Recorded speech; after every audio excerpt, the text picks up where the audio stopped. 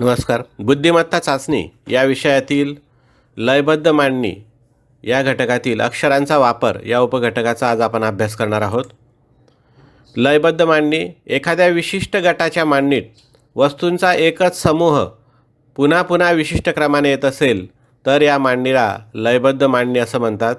या मांडणीत 3, 4, 5 अक्षर, चिन्ह किंवा अंक यांचे गट असतात.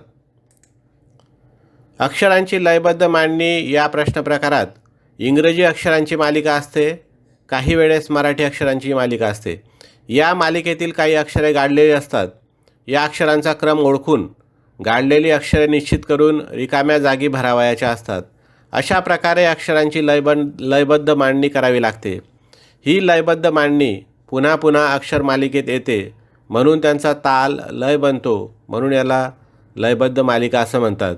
कधीकधी यामध्ये अक्षर क्रमाने वाढत जातात किंवा कमी होतात याचाही या ठिकाणी विचार करावा लागतो. लयबद्ध मांडणीच्या अक्षरांचा वापर या प्रकारात मराठी किंवा इंग्रजी अक्षरांच्या मालिकेवर प्रश्न विचारले जातात. या प्रश्नात अक्षरांचा क्रम ओळखून रिकाम्या जागी योग्य अक्षरे भरावी लागतात. या प्रकारात काही विशिष्ट अक्षरे पुन्हा पुन्हा विशिष्ट क्रमाने येतात म्हणून याला लयबद्ध मांडणी म्हणतात. या प्रकारच्या उदाहरणात सर्व अक्षर गट वेगळे असले तरी त्यांच्यात एक लय असते, त्यामुळे अक्षरांचे गट किती होऊ शकतील याचा अंदाज घ्यावा लागतो. धन्यवाद.